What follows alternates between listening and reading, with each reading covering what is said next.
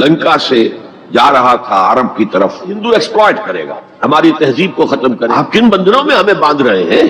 تو اللہ ایک چانس دے کر دیکھ لینا چاہتا تھا کہ یہ کرتے کیا ہے. 57 سال ہو گئے ہمیں, جو ملک لیا تھا اسلام اسلام اسلام اسلام کی رٹ لگا کر, وہ کہاں اسلام لایا. کچھ لوگ ٹی وی کو بھی حرام کہتے ہیں, برائے مہربانی وضاحت کریں. میں سب سے پہلے عنوان میں دو چیزوں کی اصلاح کرنا چاہتا ہوں. دیکھیے, بر صغیر کی اصطلاح غلط ہے. بر صغیر تو کسی چھوٹے سے جزیروں کو بھی کہہ دیں گے, چھوٹی خشکی. یہ ترجمہ کیا گیا ہے سب کانٹیننٹ کا. کانٹیننٹ کہتے ہیں بر اعظم کو, بر اعظم کانٹیننٹ. تو اعظم سے نیچے آتا ہے عظیم. یہ بر عظیم ہے ہند, بر عظیم ہے پاک و ہند. آج ہم اسے پاک و ہند کہیں گے, پہلے یہ بر عظیم ہند تھا. یہ غلط لفظ ہمارے ہاں لکھنے میں بولنے میں آ گیا ہے. اگر یہ ویڈیو آپ کو اچھی لگی ہے تو آپ کائنڈلی ریالٹی سپیک کو سبسکرائب کریں, ویڈیو کو لائک کریں اور کمنٹ میں جزاک اللہ لکھیں, تاکہ ہمیں اس طرح کے موٹیویشن ملتے رہیں اور ہم آپ کو اس طرح کی ویڈیو شیئر کرتے رہیں. جزاک اللہ خیر. بر صغیر تو کسی چھوٹے سے جزیرے کو بھی کہہ دیں گے, چھوٹی سی خشکی. یہ بہت بڑی خشکی ہے. یہ بر اعظم ایشیا کا ایک بہت بڑا علاقہ ہے, اس لیے اعظم سے ایک سیڑھی نیچے اتریے تو وہ عظیم ہوتا. یہ بر عظیم ہے, بر صغیر نہیں. اسی طرح مسلمان غیر اسلامی ریاست میں, اس میں بھی ایک مغالطہ ہے. گویا کہ دنیا میں کوئی خالص اسلامی ریاست بھی ہے, جبکہ آج دنیا کی تمام مسلمان مملکتیں خالص غیر اسلامی ہیں. تو گویا کہ بنیادی طور پر کوئی فرق واقع نہیں ہوا.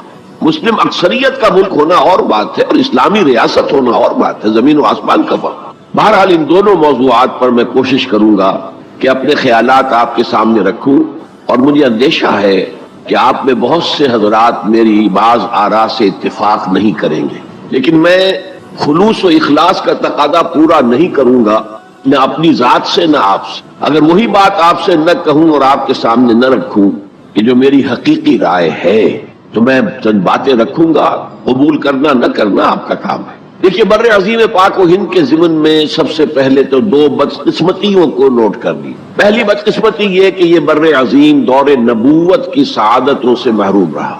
دور نبوت میں یہاں تک دعوت اسلام نہیں پہنچی. اکا دکا کوئی لوگ مسلمان ہوئے ہیں. مالابار کا کوئی راجہ تھا جس نے شق القمر کا معجزہ اپنی آنکھوں سے دیکھا تھا. اسے جب معلوم ہوا کہ یہ تو اصل میں ایک عرب میں پیدا ہونے والے رسول کی انگلی کے اشارے سے ہوا تھا, تو وہ ایمان لے آئے. لیکن یہ آئسولیٹڈ واقعات ہیں. بحیثیت مجموعی بر عظیم پاک و ہند دور نبوت کی برکات سے محروم رہا. پھر یہ کہ دور خلافت راشدہ کی برکات سے بھی محروم رہا. یہاں اسلام کسی قابل ذکر حیثیت میں آیا ہے دور بنی امیہ میں, وہ بھی کسی دعوت و تبلیغ کے مثبت مقصد کے لیے نہیں, بلکہ ایک انتقام اور بدلے کے لیے کہ کچھ مسلمان تاجروں کا ایک بحری قافلہ جو سرندیپ سے لنکا سے جا رہا تھا عرب کی طرف, اسے یہاں کراچی کے قریب اسے یہاں کے سندھی ڈاکوؤں نے لوٹ لی. اس پر مطالبہ آیا اسلامی مسلمان حکومت کی طرف سے. وہ ملوکیت تھی. اب وہ اسلامی حکومت اس معنی میں نہیں رہی تھی جس معنی میں کہ خلافت راشدہ اسلامی حکومت تھی, کہ جو قیدی ہیں تمہارے پاس رہا کرو اور کمپنسیٹ کرو جو بھی نقصان یہاں ان مسلمان تاجروں کا ہوا ہے. جب اس کے جواب میں بالکل منفی رد عمل موصول ہوا تو پھر چڑھائی کا فیصلہ کیا گیا. گویا کہ یہ ایک سزا دینے کی ایک مہم تھی. بہرحال اس وقت جو اسلام یہاں آیا تھا اس کے کریکٹرز اس اسلام سے کچھ مختلف تھے جو بعد میں یہاں آیا. وہ اسلام جو محمد ابن قاسم کی سرکردگی میں سندھ میں آیا اور سندھ سے آگے بڑھ کر ملتان بلکہ موجودہ پاکستان کے تقریباً پورے نصف علاقے تک پہنچ گیا تھا, فٹ ہلز آف کشمیر تک. تو یہ اسلام خالص عربی اسلام تھا. ملوکیت تو آ گئی تھی لیکن بدویت اور عربیت جو ہے اس کی چھاپ اس پر ابھی گہری تھی. اور اس اسلام میں نہ ابھی فرقے تھے, نہ مسلک تھے, نہ حنفی, نہ مالکی, نہ شافعی, نہ حنبلی. نہ عقائد کے بارے میں بحثیں شروع ہوئی تھی, علم کلام کی بحثیں ہوئی تھی. نہ ابھی یونانی فلسفے اور منطق کا حملہ ہوا تھا.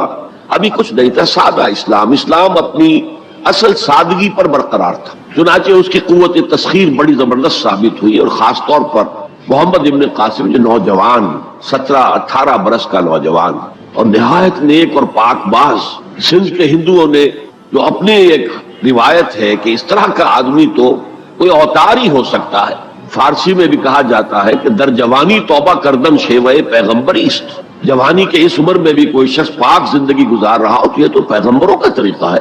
اور ہندوستان میں تصور پیغمبروں کا نہیں تھا، اوتاروں کا تھا، تو اسے بھی ایک اوتار سمجھ کر اس کی مورتیاں تراش کر مندروں میں رکھ لی گئیں اور ان کو پوجا جانے لگا. یہی چیز اس کے لیے خطرے کا سبب بن گئی ہے، کیونکہ اب بیک ہوم اسلام کا جو اصل گھر تھا عرب، اس میں ملوکیت آ چکی تھی، اور ملوکیت کبھی اسے برداشت نہیں کر سکتی کہ کوئی اور شخص اتنا پاپولر ہو جائے کہ اسے چیلنج کر سکے. لہذا محمد بن قاسم کو بلایا گیا اور شہید کر دیا گیا.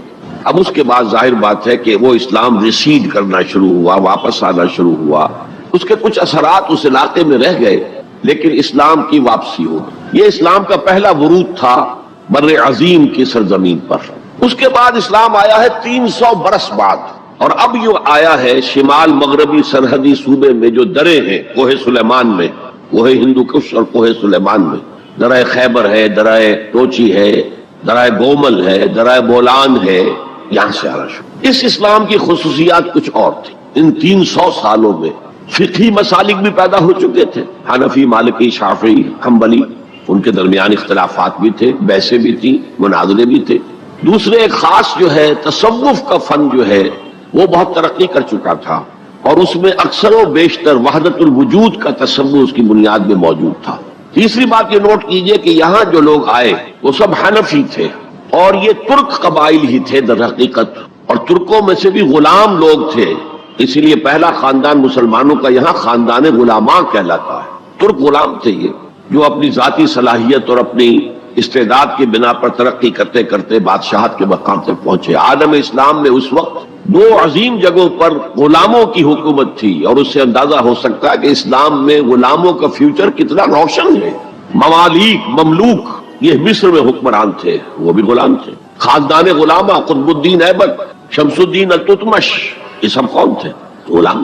بہرحال اب جو اسلام آیا اس میں قیادت کی ایک تسلیس پیدا ہو چکی تھی، توحیدی شان نہیں رہی تھی. خلافت راشدہ میں قیادت توحیدی تھی.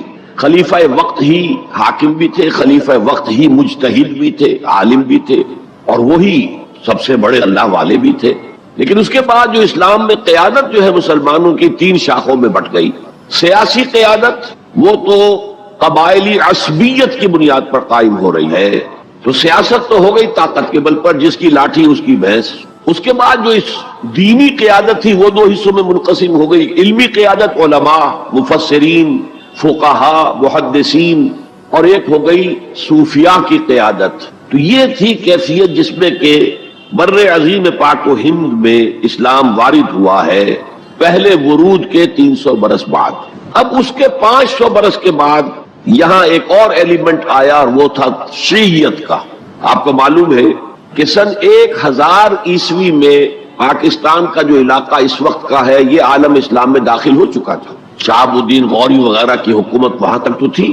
البتہ دہلی پر 1206 میں تخت دہلی جو ہے مسلمانوں کا 1206 میں شروع ہوا. بہرحال اس کے بعد ہم کہہ سکتے ہیں کہ 300 برس بعد یہاں پر یہ شیعیت آئی ہے، داخل ہوئی ہے، ورنہ اس سے پہلے خالص سنی اسلام تھا اور خالص حنفی. شیعیت کی وجہ سے جو کچھ بھی بعد میں اسلام کو یہاں پر اس تقسیم کی وجہ سے، شیعہ سنی اختلافات کی وجہ سے جو بہت بڑے بڑے نقصانات اٹھانے پڑے، ان میں سے مثلاً 2 کا میں تذکرہ کرنا چاہتا ہوں. ڈاکٹر امبیڈکر، انہوں نے فیصلہ کیا تھا میں مسلمان ہو جاؤں. گویا کہ یہاں کے اچھوتوں کا مسئلہ وہ اس طور سے حل کرنا چاہتے تھے کہ ہم این بلاک مسلمان ہوں. لیکن جب ان کے بارے میں معلوم ہوا تو پھر وہاں پہنچ گئے کچھ لوگ کہ آپ اس مسلک کو اختیار کریں یا اس کو کریں. وہ اسی حیث بحث پہ پھر انہوں نے فیصلہ کیا کہ میں کوئی بھی نہیں اختیار کرتا. اگر کوئی ایک اسلام ہے ہی نہیں، اب میں ایک کو اختیار کرتا ہوں تو دوسرے سے میری مخاصمت ہو جائے گی، دوسرے کو اختیار کرتا ہوں تو پہلے سے ہو جائے گی. اب اگلا دور آیا، ہندوستان میں انگریز آ گئے. یہاں موجود بہت سے غیر مسلموں کو شاید میری باتیں اب کچھ ناگوار گزریں، لیکن کچھ حقائق ہیں جو تلخ ہیں لیکن حقائق ہیں، انہیں سمجھنا چاہیے. انگریزوں نے یہاں آ کر حکومت چھینی سی مسلمانوں سے بیشتر. ویسے تو یہ کہ ہندو راجے مہاراجا بھی تھے، لیکن بیشتر علاقوں میں تو مسلمان حاکم تھے. لہذا انہوں نے مسلمانوں کو دبانا بہت ضروری سمجھا، اس لیے کہ جو سابق حاکم ہو ان میں ایسپیریشنز پیدا ہوتی رہتی ہیں کہ ہم تھے یہاں کے حاکم، کیوں نہ واپس حاصل کریں. بغاوت کے ان کے اندر جراثیم مسلسل پروان چڑھتے. مسلمانوں کو دبایا اور ہندوؤں کو اٹھایا. کیوں؟ کہ ہندوؤں کے لیے معاملہ صرف چینج آف ماسٹرز کا تھا، کوئی بڑا حادثہ تو نہیں تھا. پہلے مسلمانوں کے غلام تھے، اب انگریزوں کے غلام ہو گئے، اور اس اعتبار سے انگریز نے بھی انہیں قریب کیا اور ہندوؤں نے بھی مغربی علوم اور مغربی سائنسز کو پڑھنے میں بڑی سبقت کی. بنگال میں انگریز آیا، اور بنگال میں آپ کو معلوم ہے اکثر و بیشتر جو سائنسدان پیدا ہوئے جن کی کہ لکھی ہوئی ٹیکسٹ بکس جو ہے بہت عرصے تک استعمال ہوتی رہی ہندوستان میں، یہ کون تھے؟ چیٹرجی، بینرجی، سب کے سب بنگالی تھے. ایک اور بات یہ ہے کہ ہندو اپنے ماضی سے بہت دور آ چکے تھے. ان کا ماضی عظمت والا، آخر اشوک کا دور بہت عظمت کا، چندر گپت موریہ کا دور بہت عظمت کا، وکرماجیت کا دور بہت عظمت کا تھا، لیکن وہ بہت پیچھے جا چکے تھے. تقریباً مسلمانوں کی آمد کی وجہ سے 1000 سال کا فصل واقع ہو چکا. لہذا تہذیب و تمدن کے لیے بھی، جیسے کہ انہوں نے مسلمانوں کے زمانے میں فارسی پڑھی، فارسی پڑھتے تھے، کوڈ لینگویج فارسی ہے، جیسے کہ پھر بعد میں مسلمان اور ہندو اور سب نے انگریزی پڑھی. ملازمتیں ملیں گے تو انگریزی پڑھنے والوں کو ملیں گی، راستہ کیریئرز کا کھلے گا تو انگریزی پڑھنے والوں کا کھلے گا. اسی لیے کہاوت تھی ہندوستان میں، پڑھے فارسی اور بیچے تیل، دیکھو رے قسمت کے کھیل. اب فارسی پڑھ کے تو اسے کہیں حکومت کے اندر اہلکار ہونا چاہیے، اس کی حیثیت کچھ اور ہونا چاہیے، فارسی پڑھ کے اور تیل بیچنا. جبکہ مسلمانوں کا معاملہ یہ تھا کہ ان کی تو ابھی تہذیب اور تمدن، ان کی روایات ابھی تازہ تھی. لہذا جو غیر مسلم تھے یہاں کے، انہوں نے انگریزی علوم، انگریزی سائنس، انگریزی تہذیب، اس کو کھلے دل کے ساتھ خوش آمدید کہا. اور مسلمانوں میں ایک زبردست ڈویژن ہو گیا، بلکہ ابتدائی ریئیکشن تو بہت سخت تھا، یک طرفہ تھا. ہم نہ انگریزی پڑھیں گے، ہم نہ انگریزی علوم سیکھیں گے، نہ سائنس پڑھیں گے، ہم تو اپنے کونوں کھدروں میں، اگرچہ جو سیلاب آ گیا ہے اس کو روکنے کی طاقت تو ہم میں نہیں ہے، لیکن ہم کونوں میں جا کر بیٹھ جائیں گے. قال اللہ و قال الرسول. اور انگریزی تہذیب سے اس قدر دوری کہ اگر کوئی میز کرسی پر بیٹھ کر کھانا کھا لے تو کرسٹان ہو گیا. یہ تو کسی نے چمچہ استعمال کر لیا کھانے میں، کانٹا تو بہت دور کی بات ہے، چمچہ بھی استعمال کر لیا تو کرسٹان ہو گیا. تو اس درجے ریئیکشن تھا علماء کے زیر اثر حلقوں میں. گویا کہ وہ جو گاندھی جی کا فلسفہ تھا نان کوآپریشن، تو مسلمانوں نے انگریزوں کے ساتھ شدید قسم کا naan cooperation from the very beginning شروع کی. اس پر سر سید احمد خان نے ان دونوں چیزوں کی مخالفت کی. ایک تو انہوں نے انگریزوں کو بتایا کہ دیکھو یہ جو آزادی کی جنگ تھی یہ صرف مسلمانوں کی نہیں تھی، 1857 کی، یہ تو مشترک تھی. تو اس کے اندر کیا سبب ہوا ہے، اس کی وجہ سے آپ مسلمانوں سے بودھ محسوس نہ کریں. اور مسلمانوں سے بھی کہا بھائی انگریزی پڑھو، انگریزی علوم حاصل کرو، سائنس پڑھو، سائنٹیفک نالج حاصل کرو، ورنہ تمہاری حیثیت ہندوستان میں کیا رہ جائے گی؟ پلے دار رہ جاؤ گے یا گوشت فروش رہ جاؤ گے، اللہ اللہ خیر صلی اللہ، اور تمہاری کوئی حیثیت نہیں رہے گی. تو اس اعتبار سے سر سید احمد خان ایک اہم لینڈ مارک ہے. اس کے علاوہ انگریزی دور کا ایک اور جو پہلو بہت اہم ہے، انگریزوں نے ڈیوائڈ اینڈ رول پالیسی کے تحت مسلمانوں اور ہندوؤں کے درمیان مرافرت کو ہوا دی. یہ ان کی پالیسی رہی مستقل. یہ ایک قوم کی حیثیت سے سامنے نہ آ جائے، پھر ظاہر بات ہے کہ ہمارے پاؤں تو اکھڑ جائیں گے یہاں سے. تو یہ جو ہمارے ہاں شروع ہوا، کچھ اور فیکٹر بھی تھے. ہندوؤں میں ایک انتقامی جذبہ بھی تھا کہ مسلمانوں نے ہم پر حکومت کی ہے 800 برس، 1000 برس، اور ظاہر بات ہے سارے حاکم اچھے تو نہیں تھے، کوئی اچھا بھی تھا، تو اکثر و بیشتر تو عیاش قسم کے لوگ تھے. ہم نے محل بنائے، تاج محل بنائے، ہم نے کوئی کام اور تو کیا نہیں. دین کی تبلیغ تو اولیاء اللہ نے کیا، صوفیاء نے کی. کبھی بھی سرکاری سطح پر، حکومت کی سطح پر یہاں تبلیغ اسلام کا اہتمام نہیں ہوا. ایک دو ایکسیپشنز ہیں. ایک راجہ گجرات کاٹھیا واڑ کے علاقے کا جس نے کہ تبلیغ کا اہتمام کیا، ایک راجہ کشمیر کا تھا جس نے تبلیغ کا اہتمام کیا. باقی حکمرانوں نے کوئی کوشش. آزادی سے قبل متصلاً جو کیفیت پیدا ہو گئی تھی، اس کا ایک اہم فیکٹر یہ تھا کہ مسلمانوں میں ہندوؤں کا ایک خوف پیدا ہو گیا، کیونکہ جو نظام اب بن چکا تھا وہ تو یہ تھا کہ ووٹ کی بنیاد پر فیصلے ہوں گے، ون مین ون ووٹ. اس کے اعتبار سے مسلمان اقلیت میں اور غیر مسلم ہندو یہاں اکثریت میں. تو گویا کہ ہمیشہ کے لیے اگر ایک ملک کی حیثیت سے یہ ملک جو ہے تقسیم آزادی حاصل کرتا ہے تو مسلمان غلام ہو جائے گا، ان کی تہذیب بھی ختم کر دی جائے گی. شدھی کی تحریک شروع ہو چکی تھی، ان کا مذہب بھی تبدیل کرنے کی کوشش کی جائے گی. میوات کے علاقے میں بڑی زبردست تحریک اٹھائی گئی تھی شدھی کی، جس کا توڑ کرنے کے لیے مولانا محمد الیاس رحمۃ اللہ علیہ سامنے آئے اور تبلیغی جماعت کا انہوں نے سلسلہ شروع کیا. یہ اصل میں میوات کے اندر جو شدھی کی تحریک تھی اس کا جواب تھا، اس سے حفاظت مسلمانوں. تو اندیشہ یہ تھا کہ ہندو ایکسپلائٹ کرے گا، ہماری تہذیب کو ختم کرے گا، ہماری زبان کو ختم کرے گا، معاشی طور پر ہمیں ایکسپلائٹ کرے گا، مفلوج کرے گا. اور اپنی سی کوشش کرے گا کہ ہمارا مذہب بھی تبدیل کرا دے.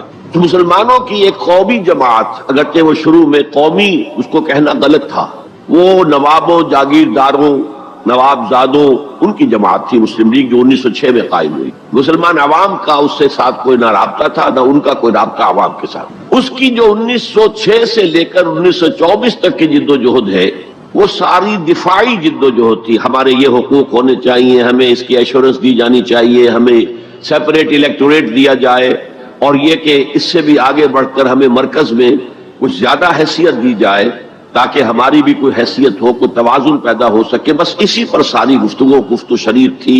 اور اس کے ضمن میں محمد علی جناح جو ہیں وہ تو پروفٹ آف لو قرار دیے گئے تھے، اتحاد کا پیغام بر. وہ 1906 میں تھے انڈیا میں موجود، مسلم لیگ میں شامل نہیں ہوئے تھے، کانگریس کے رکن تھے. اس کے بعد 1913 میں جا کر مسلم لیگ میں شامل ہوئے ہیں مولانا محمد علی جوہر کے کہنے پر. پھر بھی کانگریس کے رکن بھی رہے، مسلم لیگ کے رکن بھی رہے، اور انہوں نے حتی الامکان کوشش کی کہ کوئی فارمولا ایسا بن جائے جس پہ کہ اتحاد ہو جائے اور ضمانت مل جائے کہ مسلمانوں کے ساتھ کوئی اس قسم کا سلوک نہیں کیا جائے گا کہ وہ بالکل یوں سمجھیے کہ نیچے لگ کر رہ جائیں اور ان کی کوئی حیثیت نہ رہے. لیکن وہ ناکام ہوئے، شدت کے ساتھ ناکام ہوئے، اور پھر اس درجے مایوس ہوئے کہ ہندوستان چھوڑ کر جا کر انگلستان میں بس گئے اور وہاں انہوں نے اپنی لیگل پریکٹس شروع کر دی. ایس ایم اکرام صاحب جو ایک بڑے مصنف ہیں، آب کوثر، موج کوثر، روض کوثر کے جو مصنف ہیں، وہ اہم ترین کتابیں ہیں 3 مسلم انڈیا کی، political as well as cultural history, ثقافتی جو معاملہ ہے وہ بھی ساتھ ساتھ ہر دور میں کیا اس کا رنگ رہا ہے. تو اس کو بہت ہی سمجھیے ایک بڑے ماہرانہ انداز میں انہوں نے بہت عمدگی کے ساتھ مرتب کیا ہے. وہ اس وقت آکسفورڈ میں پڑھ رہے تھے، طالب علم تھے، نوجوان. وہ ملے محمد علی جناح سے. اس وقت تک ابھی وہ قائد اعظم کا تو خطاب انہیں نہیں ملا تھا، محمد علی جناح. اور ان سے کہا آپ ہندوستان چھوڑ کے کیوں آ گئے؟ ہندوستان کے مسلمانوں کو تو آپ کی ضرورت ہے. تو انہوں نے سخت الفاظ کہے تھے کہ ہندو ناقابل اصلاح ہے. یہ اس وقت کی ہندو قیادت پر ان کا تبصرہ تھا. اور مسلمانوں کا حال یہ ہے کہ ان کا کوئی لیڈر مجھ سے صبح جو بات کرتا ہے شام تک ڈپٹی کمشنر یا گورنر تک پہنچا دیتا ہے. تو ایسی قوم کی قیادت میں کیسے کروں؟ لیکن اصل میں ایک ٹرننگ فیکٹر آیا ہے، turning point in the history of Muslim league movement, and that was 1930. اس میں جو الہ آباد میں مسلم لیگ کا سیشن ہوا تھا، اس میں خطبہ صدارت دیا تھا علامہ اقبال نے. علامہ اقبال اس سے پہلے ہندوستان میں ایک سور پھونک چکے تھے کہ اب اسلام کی نشأت ثانیہ کا دور آنے والا ہے، اسلام جو ہے دوبارہ دنیا کے اندر برسر عروج آئے گا.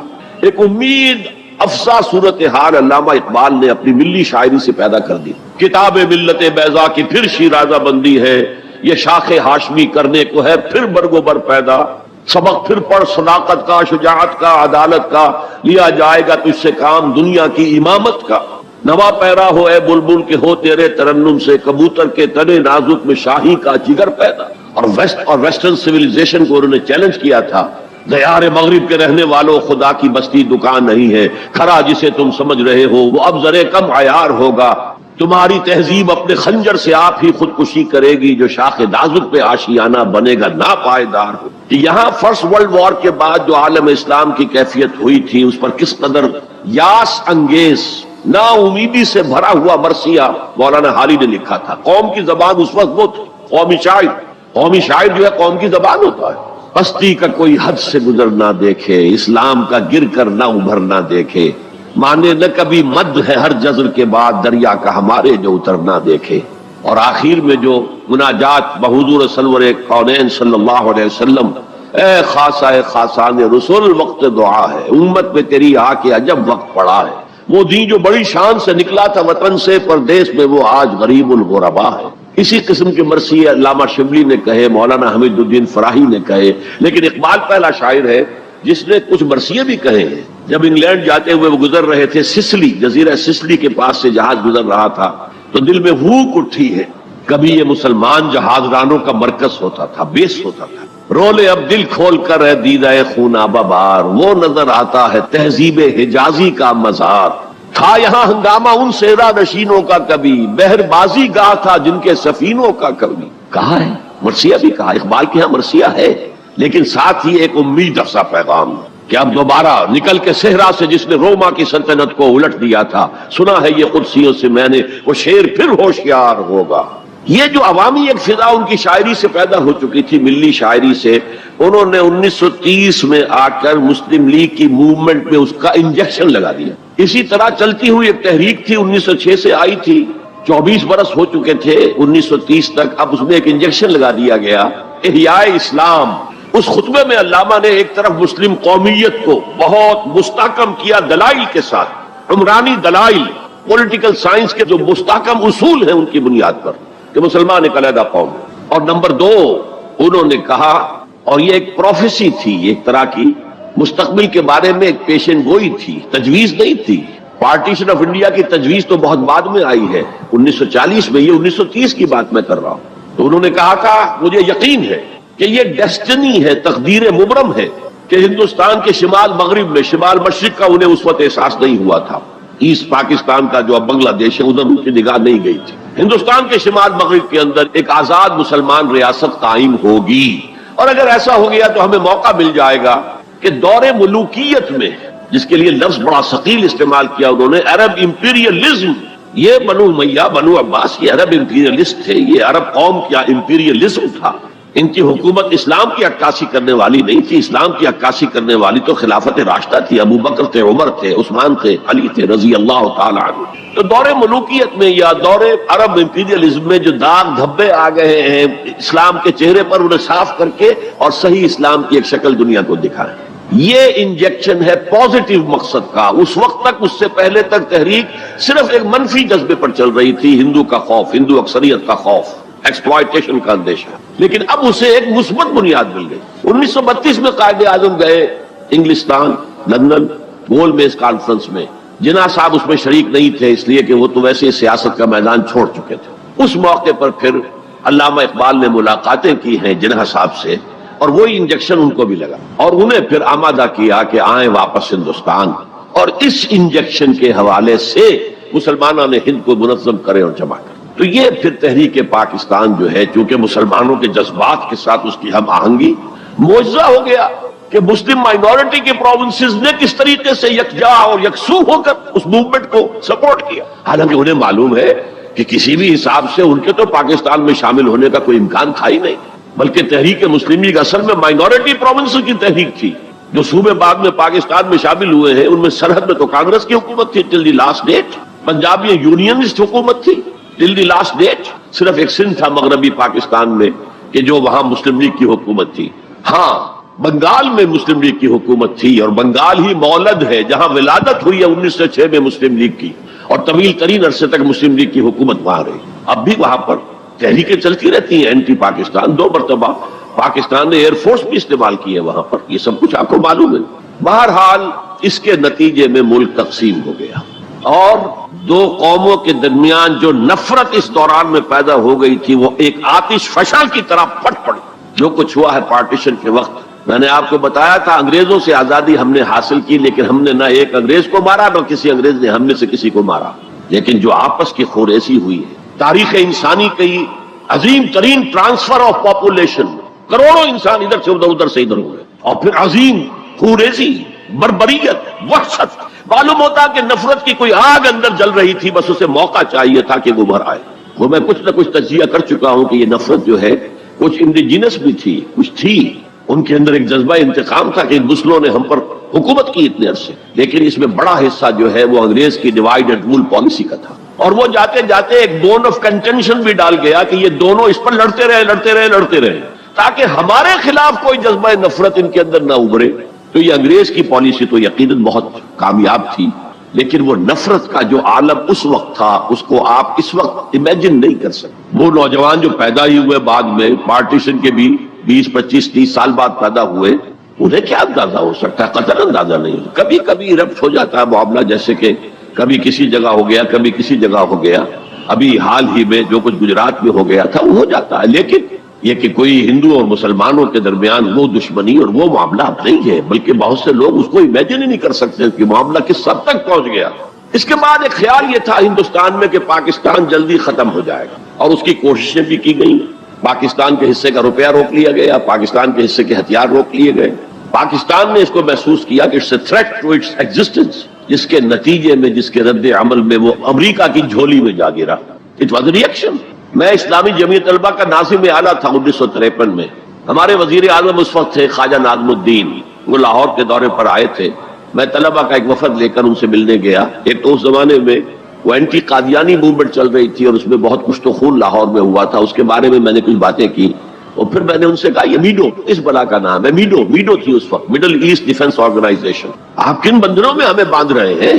بہت ہی بھلے آدمی تھے. مجھے واقعہ یہ ہے کہ ایک ہی میری تو ملاقات ہے، لیکن اس شخص کی شرافت کا اور سادگی کا جو نقش قائم ہوا میرے دل پر وہ آج تک موجود ہے. دیکھیے یہ معاملہ جو ہے یہ حکومت کا ہے، یا آپ نوجوان ہیں، طالب علم ہے، آپ کا اس سے کوئی سروکار نہیں. میں ذرا نٹ کھٹ قسم کا تھا اس وقت بھی نوجوان. میں نے کہا جناب آپ ہمیں ان بندروں میں باندھ کر آپ چلتے بنیں گے، ملک تو ہم نے سنبھالنا ہے بعد میں. We must know what you are doing. بس یہ کہنے پر اچھا آگے کوئی جواب نہیں. دیکھیں الفاظ 3 جملے ان کے سنا رہا ہوں، یہ پوری ہماری تاریخ کا لب لباب بنتا ہے. دیکھیے پنڈت جی تو نہیں چاہتے نا کہ پاکستان قائم رہے، پنڈت نہرو، اور ہم اکیلے تو ہندوستان کا مقابلہ نہیں کر سکتے نا، تو ہمیں تو کوئی سہارا چاہیے نا. 3 جملے یہ پاکستان کی فورن پالیسی کا اول روز سے کارنر سٹون ہے. بلکہ یہاں میں ذرا ضمنی طور پر بتا دوں کہ پاکستان کے قائم ہونے اور قائم رہنے میں کتنا بڑا ہاتھ اور کتنا بڑا دخل پنڈت نہرو کا ہے. دیکھیے ایک جینیس شخص تھا ابوالکلام آزاد، جینیس، اس میں کوئی شک نہیں. اور کیبنٹ مشن پلان کا مرتب کرنے والا وہی تھا. کیبنٹ مشن پلان کو مسلم لیگ نے بھی تسلیم کر لیا کہ ہندوستان 3 زونز کے مشتمل ہوگا، آزاد ہوگا، مرکزی حکومت ایک ہوگی، ایک ویسٹرن زون، ایک ایسٹرن زون، ایک سینٹرل زون. یعنی تقریباً وہی جو پاکستان کا نقشہ تھا کہ ایک مغربی پاکستان، ایک مشرقی پاکستان، ایک نیچے بھارت. سینٹرل گورنمنٹ کے پاس فلاں جو ہے یہ اہم ترین چیزیں تو سینٹرل گورنمنٹ کے پاس ہوگی. فورن پالیسی ہوگی، بجٹ ہوگا، مالیات کا معاملہ ہوگا، ڈیفنس ہوگا، یہ ان کے پاس ہوگا، کمیونیکیشنز ہوگی. باقی یہ ریجنز جو ہیں ان کو حق ہوگا وہ اپنے اپنے فیصلے کریں، اپنے معاملات چلائیں، اپنے قوانین بنائیں. ایک شق اس میں ایسی تھی کہ 10 سال کے بعد کسی بھی حصے کو، کسی زون کو سیسیڈ کرنے کا، علیحدہ ہونے کا حق حاصل ہوگا. گویا کہ کم سے کم 10 سال کے لیے آزاد پاکستان کا مطالبہ ختم. قائد اعظم نے مان لیا، تو اب اگر کوئی امکان تھا تو وہ 10 سال کے بعد تھا نا. اب کس نے بنوایا پاکستان؟ وہ تو چونکہ مولانا آزاد اس درجے بددل ہو چکے تھے، قائد اعظم نے انہیں شو بوائے کہہ کے اتنا جو ہے بددل کر دیا تھا کہ انہوں نے کانگریس کی صدارت چھوڑ دی. تو کہا گیا ان سے آپ صدارت قبول کریں، نہیں، پنڈت جی ہو گئے صدر. اور پنڈت جی سے جب پوچھا گیا کیبنٹ مشن پلان کے بارے میں تو انہوں نے کہہ دیا ایک دفعہ ہندوستان آزاد ہو جائے پھر کون کسی کو علیحدہ ہونے دیتا ہے. بات تو سچی تھی، نکل جاتی ہے جس کے منہ سے سچی بات مستی میں. فقیہ مسئلہ بھی سے وہ رندے بادہ خار. اچھا بات تو سچی تھی لیکن کہنے کی نہیں تھی اس وقت. اس پر فوراً قائد اعظم نے ریورس گیئر لگایا کہ اگر نیت یہ ہے تو پھر ہم نہیں مانتے، وی آر گوئنگ بیک. تو عالم واقعہ میں پاکستان کس نے بنوایا 1947 میں؟ ہسٹری کا تجزیہ کیجئے، سمجھ گئے یہ کچھ اللہ تعالیٰ کی مشیت تھی. تمام انسانوں کے دل حضور کی ایک حدیث کے مطابق اللہ کی 2 انگلیوں کے مابین ہوتے ہیں، وہ جدھر چاہتا پھیر دے. یہ اللہ کی حکمت تھی. اللہ چاہتا تھا کہ یہ مسلمانان ہند جو کہہ رہے ہیں اللہ ہمیں آزادی دے، انگریز سے بھی دے، ہندو سے بھی دے، تیرے دین کا بول بالا کریں گے، ہم تیرے نبی کا دین قائم کریں گے. تو اللہ ایک چانس دے کر دیکھ لینا چاہتا تھا کہ یہ کرتے کیا ہے. حالانکہ لارڈ ماؤنٹ بیٹن کی تجویز تھی کہ 14 اگست کو انڈیا پہلے اس کی فریڈم ڈکلیئر ہو اور 15 کو پاکستان کی ہو. تاریخ بدل جاتی. یہاں کے پنڈتوں نے کہا کہ 14 جو ہے وہ منحوس دن ہے، لہذا انہوں نے کہا 15 تو 14 کو پاکستان، اور وہ 27ویں شب تھی رمضان مبارک کی. یہ اصل میں ایسا ہی معاملہ ہے جیسے کہ مصر میں بنی اسرائیل نے حضرت موسیٰ سے کہا تھا کہ اے موسیٰ تمہارے آنے سے پہلے بھی ہم پر تشدد ہوتا تھا اور ہمیں ہر طرح ستایا جاتا تھا، تمہارے آنے کے بعد بھی حال ہمارا تو وہی ہے، ہماری تو کوئی بھلائی نہیں ہو سکی. تو حضرت موسیٰ کا ایک جواب جو ہے وہ وہاں پر منقول ہے، عسیٰ ربکم ان یہلک عدوکم، قریب ہے کہ تمہارا رب تمہارے دشمن کو ہلاک کر دے، ویستخلفکم فی الارض، اور تمہیں زمین میں طاقت دے، فینظر کیف تعملون، پھر وہ دیکھے گا تم کیا کر. وہ انہوں نے جو کچھ کیا تھا وہ اس کی تاریخ میں آپ کے سامنے بیان کر چکا ہوں. اب صورتحال تبدیل ہو رہی ہے، اب تعلقات کے بحال ہونے کا معاملہ تیزی کے ساتھ جاری ہے، دوستی کی طرف قدم بڑھ رہے ہیں. بالکل وہ بات جو علامہ اقبال نے اپنے اسی خطبے میں کہی تھی کہ ویسٹ پاکستان وہ جو بھی ہوگا، اس وقت پاکستان لفظ تو استعمال نہیں کیا تھا، وہ ہندوستان کی حفاظت کا ذریعہ بنے گا. ہندوستان پر ہمیشہ حملہ آور ہوا نارتھ ویسٹ سے، ہمالیہ کراس کر کے تو کوئی آ نہیں سکتا. اور تاریخ میں پہلی مرتبہ انگریز آئے تھے سمندر کے راستے سے، باقی تو جو آیا وہ کوئی ہن آئے، منگولز آئے، پٹھان آئے، جو بھی آیا ادھر ہی سے آیا ہے نا. تو یہ جو ہے ہندوستان کی پروٹیکشن کا ذریعہ بن جائے گا، اور واقعہ یہ کہ بن گیا، ورنہ یہ کہ کمیونزم سویپ کر کے پورے انڈیا کو لے جاتا. یہ پاکستان کے اندر وہ جو بھی مذہبی جذبہ ہے، چاہے وہ مثبت طور پر بروئے کار نہیں آ سکا، لیکن بے خدا کمیونزم کے خلاف جو مسلمانوں میں جذبات تھے، تو اس رو کو، اس سیلاب کو روکا ہے پاکستان. بہرحال اب صورتحال جیسا کہ میں نے کہا ہے کہ عام طور پر بھی اب آمد و رفت کی سہولتیں کی جا رہی ہیں، اور میں سمجھتا ہوں کہ وہ نسل بھی اب بیت چکی ہے جس کے دل میں وہ انتقامی جذبات تھے. وہ رہ گئے ہیں ریمننٹس کچھ تھوڑے بہت کچھ لوگوں کے اندر، ورنہ بائی اینڈ لارج بحیثیت مجموعی وہ کیفیت اب باقی نہیں. امید یہ بھی ہو رہی ہے کہ کشمیر کا مسئلہ بھی حل ہو جائے یا ختم ہو جائے، ایز اے ڈسپیوٹ ختم ہو جائے. اللہ کرے کہ ایسا ہو جائے، اللہ کرے کہ ایسا ہو جائے. اور پھر بات وہ ہو جائے جو قائد اعظم نے کہی تھی جب ان سے پوچھا گیا تھا کہ ہندوستان اور پاکستان کے تعلقات کیسے ہوں گے. وہ کہا جیسے کینیڈا اور یو ایس اے کے ہیں. اب آپ کو معلوم ہے کینیڈا اور یو ایس اے کے درمیان کتنے قریبی تعلقات. تو ان کا ویژن تو کچھ اور تھا، جو ہوا ہے وہ تو در حقیقت یو میں کال اٹ کہ یہ تو در حقیقت ستم ظریفی ہے، جو بھی تاریخ کی ستم ظریفی ہے. جو ہوا ہے کیا ہوا، nobody could imagine.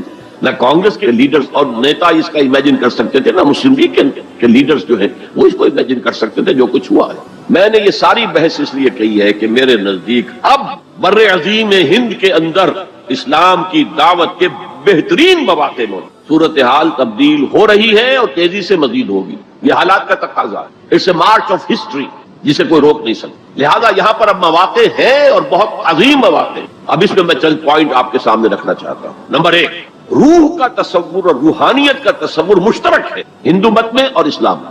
آتما اور پرماتما کا تعلق، ہمارے ہاں روح کا اور اللہ کی ذات کا تعلق. یہ سلونک عن الروح قل الروح من امر ربی. اور میں بتا چکا ہوں آپ کو، علامہ اقبال کا فلسفہ خودی انہوں نے خود کہا، سورہ حشر کی اس آیت سے ماخوذ ہے. یہ واقعہ بہت اہم ہے علامہ اقبال کی زندگی کا. سید نذیر نیازی جو ان کے قریب بیٹھنے والے ہم نشین لوگ تھے، انہوں نے خود کوٹ کیا ہے ہماری یہ قرآن کانفرنس میں لاہور میں، کہ ایک دفعہ میں نے علامہ سے پوچھا کہ کوئی شخص کہہ دیتا ہے کہ آپ کا جو فلسفہ برگزوں سے ہے یا نیٹشے سے ہے، کوئی کسی اور کا جو ہے کوڑی لے کر آتا ہے، جو فلسفہ خودی آپ خود کیوں نہیں بتاتے؟ What is the source of your the فلسفی آف سیلف؟ فرمایا کہ اچھا کل فلاں وقت آ جانا، میں تمہیں ڈکٹیٹ کرا دوں. وہ کہتے ہیں میں خوشی سے پھولے نہیں سمایا کہ یہ میری قسمت ہے، شاعر مشرق حکیم الامت مجھے لکھوائیں گے کہ ان کے فلسفہ خودی کی سورس کیا ہے. وقت معین پر میں آ گیا، کاپی پینسل تیار کر کے، اور مجھ سے کہا ذرا قرآن مجید نکال لینا شیلف میں سے. میرے ساری امیدوں پر اوس پڑ گئی کہ مجھے تو خیال تھا ہسٹری آف فلسفی کی کوئی کتاب نکلوائیں گے یا کسی اور فلسفر کی کوئی کتاب نکلوائیں گے. یہ قرآن نکلوایا. کھولو سورہ حشر، پڑھو اس کی آیت، وَلَا تَكُونُوا كَالَّذِينَ نَسُوا اللَّهَ فَأَنسَاهُمْ أَنفُسَهُمْ. ان لوگوں کے مانند نہ ہو جانا جنہوں نے اللہ کو بھلا دیا تو اللہ نے انہیں اپنے آپ سے غافل کر دیا. یہ کون سا اپنا آپ ہے جس سے انسان غافل ہوتا؟ کیا اپنے جسم کے تقاضوں سے غافل ہوتا؟ جسم کو تو بڑا دھو کے اچھے سے اچھے صابن سے دھوئے گا اور جو ہے صاف کرے گا، اور اچھے سے اچھی چیزیں اس میں لگائے گا، تیل لگائے گا اعلیٰ، اور سب کچھ کرے گا. ذرا سی تکلیف ہو جائے گی تو بھاگا جائے گا ڈاکٹر کے پاس. کس سے غافل ہے؟ اپنے حیوانی وجود سے غافل ہے کوئی؟ اس کے تقاضوں سے غافل ہے کوئی؟ یہ کوئی اور وجود ہے انسان کا جس سے وہ غافل ہوئے، وہ اس کا روحانی وجود. اور یہی میں نے آپ کو بتایا تھا، اپنشد کا یہ جملہ میں پڑھ کر وجد میں آ گیا تھا. یہ بھی ایک اچھی بات ہے آپ کو بتا دوں. ایک زمانے میں جبکہ امریکہ میں نے کہا تھا تھر تھر کانپ رہا تھا، جو سیلاب کمیونزم کا جا رہا تھا، پورے ایسٹرن یورپ کو کھا گیا تھا وہ نظام، اور ان کے پاس توڑ کوئی نہیں تھا. دنیا بھر کے غریبوں کے لیے ایک روشنی کا پیغام تھا، ایک امید کا پیغام تھا. ہیو ناٹس کے لیے ایک بڑی اپیل تھی. کہاں سے کہاں وہ پہنچ چکا تھا، لیٹن امریکہ پہنچ چکا تھا. کوئی انویژن تو نہیں ہوا تھا. It was the invasion of the philosophy, invasion of an ideology, Marxism. تو انگریز جب کانپ رہا تھا امریکہ، تو اس نے ملینز کی تعداد میں قرآن شائع کیا، انگریزی ترجمہ، دی گلوریس قرآن، مارمیڈیوک پکتھال کا ترجمہ، اور مسلمانوں میں تقسیم کیا. بابا تم اپنے قرآن کو پڑھو، دیکھو، اپنے دین کے ساتھ جم کر رہو، بس بے خدا جو ہے یہ نظام اس کو ترک کرو، چھوڑو. اور ہندوؤں کے لیے گیتا میں نے پڑھی اس وقت، انگریزی ترجمہ. اپنشد کا ایک سلیکشن تھا، وہ میں نے پڑھا. یہ مڈ 50s کی بات ہے، بلکہ سوٹو سے اٹ واز ارلی 50s، جبکہ ابھی میں میڈیکل کالج کا اسٹوڈنٹ تھا. میں نے اپنشد پڑھا، گیتا پڑھی. اپنشد کا صرف ایک سلیکشن تھا، گیتا پوری تھی. وہ بھی اسی لیے کہ تم اپنے اپنے مذہب سے چپک جاؤ تاکہ کمیونزم کی طرف تمہارا رجحان نہ ہو. یہ اس کے اس خوف کا مذہب ہے. بہرحال اس کے مقابلے میں روح اور روحانیت، آتما اور پرماتما، یہ تصورات جو ہے ایمبیڈڈ ہیں. آپ اگر وہ جملہ سنیں، میں نے پہلے بھی سنایا ہے اپنشد کا، جو بالکل معلوم ہوتا ہے اس آیت کی ترجمانی ہے. Man in his ignorance identifies himself with the material sheets which encompasses real self. اس کی اصل خودی، اصل انا تو اندر کی ایک حقیقت ہے، اس کے گرد یہ گوشت پوشت کا کور چڑھا دیا گیا ہے. انسان اس کو سمجھتا ہے یہ میں ہوں، یہ میں نہیں ہوں، میں تو وہ خودی ہوں، وہ انا ہوں، وہ ایگو ہوں، وہ آتما ہوں جو اس شریر کے اندر ہے. یہ تصور جس قدر اسٹرانگ ہے ہندو مت کے اندر، انہیرنٹ ہے اسلام میں بھی، اور آج کی دنیا اسی کے خلاف تو جا رہی ہے. The world is world of matter only, what is beyond matter we don't care, because وہ ہماری جو ہے حواس خمسہ کی گرفت میں آتا ہی نہیں. ہم اس کو کیسے اسٹڈی کریں؟ ہم تو چیزوں کو دیکھتے ہیں، سنتے ہیں، چکھتے ہیں، چھوتے ہیں، سونگھتے ہیں، نتیجے نکالتے ہیں. تو یہ دنیا ورلڈ آف میٹر تو جو ہے ہمارا میدان ہے انکوائری کا، تفتیش کا، تحقیق کا. لیکن یہ کہ وہ ماورائے مادہ، ماورائے طبیعت، میٹا فزکس، اس سے ہمیں کوئی دلچسپی نہیں ہے. خدا یا نہیں ہے، ہوگا.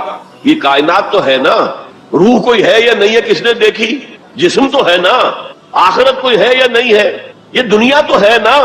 تو جو ہے، جو واقعہ ہے، جو ریئلزم اسی کا نام ہے، جو ریئل ہے، اس تک اپنی توجہ محدود رکھو. جو مذہب کے ایسنس کے خلاف ہے، اس مذہب میں ہندو مت اور اسلام مشترک ہے. وہ ایسنس آف مذہب، روح اور روحانیت. نمبر 2، ہندو اسکرپچرز کا اگر مطالعہ کیا جائے ان کی اصل زبان میں، اور سملیرٹیز جو ہیں اسلام میں اور ہندوازم میں، ان کو واضح کیا دلائل کے ساتھ، حوالوں کے ساتھ، اور ان کو ہائی لائٹ کیا جائے. اختلافات اگر ہیں وہ بھی ہیں، لیکن سملیرٹیز کیا کیا ہیں. یہ کام میرے علم میں آیا تھا کچھ عرصے سے، مولانا محمد منظور نعمانی جو لکھنؤ والے ہیں ان کے صاحبزادے کر رہے ہیں، اور مجھے خوشی ہوئی تھی. اب جو کچھ کیا ہے ذاکر نائک صاحب نے، وہ اتفاقی ہے کہ میں ٹیلی ویژن کھولا ہوا تھا، اس میں ان کا پروگرام آیا، میں نے پورا دیکھا ہے. وہ سملیرٹیز بٹوین ہندوازم اینڈ اسلام، اب میں اپریشیٹ کرتا ہوں. یہ کام کرنے کا ہے جو کہ ہم نے نہیں کیا بدقسمتی سے. ہم نے یہاں آ کر یہاں کے لوگوں کے ذہن کو پڑھنے کی کوشش نہیں کی، ہم نے تو ان پر حکومت کی ہے. اللہ اللہ خیر صلی اللہ. جب تک آپ کسی قوم کے ذہن کو نہیں سمجھیں گے، ان کی سوچ کیا ہے، ان کی سوچ کا صغرا کبرا کیا ہے، پریمیسز کیا ہے جن پر کہ ان کے عقائد کھڑے ہوئے ہیں، آپ کیسے کمیونیکیٹ کریں گے؟ ہم نے ضرورت ہی محسوس نہیں کی. Why to communicate? ہمارے پاس طاقت ہے، we have brute force and we can govern them, that's all. یہ ہماری مجرمانہ غفلت رہی ہے، یہاں پر مجرمانہ غفلت رہی. میرا بھی ایک واقعہ جو ہے اس ضمن میں بہت ہی سبق آموز ہے. آج سے 13 سال قبل میں ہندوستان جب آیا تھا 1991 میں، تو میں لکھنؤ بھی گیا تھا. وہاں مولانا علی میاں میرے منتظر تھے. پھر انہیں جانا تھا ضروری رائے بریلی، اپنے آبائی شہر، تو میں بھی ان کے ساتھ ان کی گاڑی میں بیٹھ کر گیا. 24 گھنٹے وہاں میں مقیم رہا. اس مسجد میں نماز پڑھی، 4-5 نمازیں پڑھی جہاں سے کہ سید احمد بریلوی رحمۃ اللہ علیہ نے اپنی ہجرت کا آغاز کیا تھا. وہاں میں نے ان سے ایک بات کہی کہ مولانا، دوسرے مدارس جو ہیں بریلوی اور دیوبندی، شاید وہ تو میری اس تجویز پر غور تو دور کی بات ہے، اس کو سننے پر بھی آمادہ نہ ہو. ندوہ نسبتاً کھلے خیال کا، کھلے ذہن کا سمجھا جاتا ہے نمائندہ. تو آپ ندوے میں سنسکرت کی تعلیم کو لازم کریں تاکہ آپ کے طلباء جو نکلیں وہ ویدوں کو پڑھیں ڈائریکٹلی، اپنشد کو پڑھیں ڈائریکٹلی. کہنے لگے ہاں یہ تو آپ نے بہت اچھی بات کہی، بہت صحیح بات ہے، بہت صحیح ہے. لیکن 2 سال کے بعد شکاگو میں ایک کانفرنس میں وہ بھی مدعو تھے، میں بھی مدعو تھا، ہم دونوں ملے. میں نے پوچھا مولانا وہ آپ نے کچھ کیا؟ کہنے لگے میں تو بھول ہی گیا. اس سٹیج پر وہ آ چکے تھے کہ وہ نسیان انہیں ہو گیا، انہیں یاد ہی نہیں رہا کہ مجھ سے انہوں نے وعدہ کیا ہے. لیکن میں نے یہ بات ان سے کہی تھی. میرے علم میں آیا یہاں ہی کہ ایک مصنف شمس نوید عثمانی، جن کی کتاب آپ نے پڑھی ہوگی اب بھی نہ جاگے تو، کافی دن ہو گئے میں نے وہ کتاب پڑھی تھی. اس میں ڈوبائے ایک فرینچ اورینٹلسٹ جو ہے، اس کے رائے انہوں نے کوٹ کی. میں حیران رہ گیا. وہ 40 برس تک انڈیا میں مقیم رہ کر اس نے ہندو اسکرپچرز کا مطالعہ کیا. And he came to the conclusion that Manu is actually مہانوح، حضرت نوح علیہ السلام کا منو، مہانوح. اور منو سمرتی جو ہے حضرت نوح علیہ السلام کی شریعت. یہ کرسچن ہے، اس کی تحقیق ہے. اس تحقیق کو اب انہیں ہائی لائٹ کیا جائے، اسے عام کیا جائے، اس کو پہنچایا جائے، تو پھر وہ جو ہے مغایرت کے پردے جو حائل ہیں، وہ مغایرت کے پردے کچھ اٹھیں گے، ذہن کچھ کھلیں گے، بات کرنے کا، کمیونیکیشن کا موقع بنے گا. اب آ رہی ہے وہ بات جو میں سمجھتا ہوں کہ آپ کو اچھی نہیں لگے گی. میری رائے یہ ہے کہ کسی بھی صورت میں آپ کو سیکولرزم کی حمایت نہیں کرنی چاہیے. اسلام کی روح سے سیکولرزم کفر ہے، اور وہ اگر واگا کے مغرب میں کفر ہے تو مشرق میں بھی کفر ہے. آپ اس کی پروٹیکشن لینا چاہتے ہیں، اس کی امبریلا کے تحت آنا چاہتے ہیں. یہ آپ کی قومی جو ہے فرار. ورنہ سیکولرزم کس شے کا نام ہے؟ کیا اسلام کسی درجے میں کمپیٹیبل ہے اس کے ساتھ؟ سیکولرزم کا مطلب یہ ہے کہ آپ ایک سرکل بنا لیں, اس سرکل کے اندر ہے پولیٹیکو سوشو اکنامک سسٹم. یہ تو ہوگا, کسی بھی مذہب سے کوئی تعلق نہیں اس کا. عوامی حاکمیت جو بدترین شرک ہے, اس کی بنیاد پر جو پارلیمنٹ آئے, جو کوئی مجلس ملی آئے, جو کوئی کانگریس آئے, وہ جو ہے قانون بنائے. ہومو سیکسولیٹی کو جائز قرار دے, اجازت ہے. ہومو سیکسول میرجز کو رجسٹر کروائے, ٹھیک ہے. It has no reference to any religion whatsoever. ہاں, اس سرکل کے پیری فری پر چھوٹے چھوٹے سرکلز بنا دیجئے. یہ ہندو مت ہے, یہ اسلام ہے, یہ سکھ مت ہے, یہ بدھ مت ہے, یہ فلاں ہے, یہ کرسچینٹی ہے, یہ جوڈائزم ہے, یہ ہے ٹاؤزم ہے. یہ رہیں گے پیری فری پر. یہ انفرادی معاملہ ہے زندگی کا, اور اس میں آزادی ہے ہر ایک کو. جو چاہے بلیفز رکھے, ایک خدا کو مانے, 100 کو مانو, کسی کو نہ مانے, ٹھیک ہے. شہری جو ہے وہ جس طرح چاہے پوجا پاٹ کرے, درخت کو پوجے, پتھروں کو پوجے, بتوں کو پوجے, ایک انسین خدا کو پوجے, جس کو چاہے پوجے. سورج کو پوجے, چاند کو پوجے, چاند پوجے. سوشل کسٹم جو چاہے رکھے. بہرحال ہر ایک کا اپنا خیال ہے. ان چیزوں میں ہر شخص آزاد ہے. لیکن یہ پولیٹیکل سسٹم, یہ کرمنل لا جو بھی ہے, پھر اکنامک سسٹم, سود, سیوا, سب جائز ہیں. کسی مذہب کے حرام قرار دینے سے ان کو نہیں روکا جائے گا. کسی آسمانی ہدایت کو دلیل کے طور پہ تسلیم نہیں کیا جائے گا. چاہے وہ تورات ہو, چاہے قرآن ہو, چاہے کوئی اور آسمانی کتاب ہو, ہندوؤں کی کتابیں وہ تسلیم نہیں کی جائیں گی. This is not compatible with Islam. How can the Muslims accept it? مجھے حیرت ہوتی ہے. میری یہ بات میں جانتا ہوں یہاں کسی کی سمجھ میں نہیں آئے گی, لیکن یہ کہ بہرحال جیسا کہ میں نے شروع میں کہا تھا, اگرچہ قول تو وہ فرعون کا ہے, لیکن قرآن میں نقل ہوا قرآن کی آیت ہے, ما اریکم الا ما ارا. میں آپ کو وہی کچھ دکھا سکتا ہوں جو میں خود دیکھتا ہوں, ورنہ میں سنسیئر نہیں ہوں, neither to myself nor to you. I have to be honest. Number 4, قومیت سے بالا تر ہو کر اسلام کی دعوت دی جائے. دو چیزیں گڑبڑ نہ کی جائے. قوم کی خدمت ہے, قوم کے لیے تعلیمی ادارے بنائے جائیں, قوم کے لیے یہ کیا جائے, کوئی حرج نہیں. قوم کی خدمت کرنا بری بات نہیں ہے. ایک مسلمان قوم کو فرعون کی غلامی سے نجات دلانے کے لیے اللہ نے حضرت موسیٰ جیسے پیغمبر کو بھیجا, جنہوں نے جاتے ہی اول وہلے میں پہلی ملاقات فرعون سے ہوئی ہے تو مطالبہ کر دیا, نرسل معنا بنی اسرائیل, ہمارے ساتھ بنی اسرائیل کو یہاں سے جانے دو, ولا تعذبہم, ان پر سختی نہ کرو, ٹارچر نہ کرو, ان پر تشدد نہ کرے, ان پر سیکیوٹ نہ کرو. اور اللہ نے حضرت موسیٰ علیہ السلام کے ذریعے سے اس قوم کو نجات دے دی. حالانکہ وہ قوم کیسی ناہنجار قوم تھی, جس نے جیسے ہی سمندر پار کیا ہے یا دریا پار کیا ہے, کچھ لوگوں کو دیکھا بتوں پر اعتکاف کر رہے بیٹھے ہوئے, کہا ہمارے لیے بھی ایسا بنا دو تاکہ توجہ کا ارتکاز ہم کر سکیں. حضرت موسیٰ نے ڈانٹا, اللہ نے تمہیں کتنی عظمت عطا کی ہے, جو شرک کی دلدلوں سے, کیچڑ سے تمہیں نکالا ہے, اور تم چاہتے ہو دوبارہ اسی کے اندر پھنس جانا. وہی ہے جو قدم قدم پر جھگڑتے تھے حضرت موسیٰ سے. تم نے مروا دیا ہمیں لا کے یہاں صحرا میں, اس سے تو وہاں بہتر تھے ہم, کھانے پینے کو تو ملتا تھا نا. بہرحال اللہ نے من و سلوہ اتار دیا, ایک چٹان سے 12 چشمے جو ہیں وہ برآمد کر دیے, کھاؤ پیو. اور پھر وہ اتنی ناہنجار قوم تھی کہ جب قتال کی بات کہی گئی کہ اب تلوار ہاتھ میں لو اور داخل ہو جاؤ فلسطین کی زمین میں, کوڑا جواب, فَذَهَبْ أَنْتَ وَرَبُّكَ فَقَاتِلَا إِنَّا هَاهُنَا قَاعِدُونَ. ہم تو یہاں بیٹھے ہیں, ٹس سے مس نہیں ہوں گے, جاؤ تم جاؤ, تمہارا رب. فَذَهَبْ أَنْتَ وَرَبُّكَ فَقَاتِلَا إِنَّا هَاهُنَا قَاعِدُونَ. یہ معاملہ جو ہے قومی خدمت بری شے نہیں ہے, لیکن کچھ لوگ ایسے ہونے چاہیے کہ جو اس قومی تصورات سے بلند تر ہو کر انسانی سطح پر اسلام کی دعوت دیں. وہ جو ہم پڑھ چکے ہیں, وَلْتَكُن مِّنكُمْ أُمَّةٌ يَدْعُونَ إِلَى الْخَيْرِ وَيَأْمُرُونَ بِالْمَعْرُوفِ وَيَنْهَوْنَ عَنِ الْمُنكَرِ وَأُولَٰئِكَ هُمُ الْمُفْلِحُونَ. تم میں سے ایک جماعت ایسی ہونی چاہیے, ایسی وجود میں آنی چاہیے, جس کے صرف 3 کام ہو, دعوت الی الخیر, دعوت الی القرآن, اور وہ دعوت بھی 3 لیول پر, بالحکمت والموعظۃ الحسنۃ وجادلھم باللتی احسن, اور نیکی کا حکم دو, بدی سے روکو. اور صرف وہی لوگ فلاح پانے والے ہیں جو یہ کام کریں گے. دی گریٹر مسلم امہ جو اپنا مقصد بھول چکی کہ ہمیں اس کے لیے برپا کیا گیا تھا, ان سے فلاح کا وعدہ نہیں ہے. اولئک ھم المفلحون, حصر کا انداز ہے, اسلوب ہے, صرف وہی لوگ ہوں گے جو فلاح پائیں گے. اس لیول پر ضرورت ہے ایک جماعت کی, اور اس کے ضمن میں سب سے زیادہ اہمیت ہوگی اسلام کے سسٹم آف سوشل جسٹس کو ایمفیسائز کرنے کی. So emphasize the system of social justice. یہ ہے اسلام جو پیغام دیتا ہے. یہ کسی قوم کے لیے نہیں ہے, پوری نوع انسانی کے لیے ہے. انسان کو آزادی دیتا ہے. میں بتا رہا تھا کہ وہ جو تلوار ہے, جو میں اس کو مثال دیا کرتا ہوں, یہ ایسی چکی ہے جو ایک طرف آٹا پھینکتی, ایک طرف پھینکتی ہی نہیں. ادھر آٹے کے ڈھیر لگ رہا ہے, ادھر آٹا ہے ہی نہیں.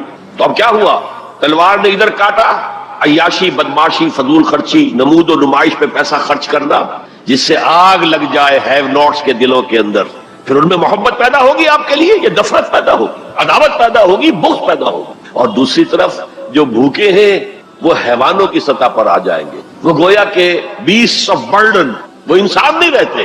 They are at a lower level than the human beings. They become like animals. اور حدیث نبوی ہے کہ قاد الفقر ان یکون کفرا، فقر جو ہے وہ تو قریب ہو لے آتا ہے انسان کو کفر کے. دنیا نے تیری یاد سے بیگانہ کر دیا، تجھ سے بھی دل فریب ہے غم روزگار کے. یہ روزی کا جو غم ہے، کہاں تجھے پوجے، کہاں تیری عبادت کرے، کہاں تجھ سے لو لگائیں.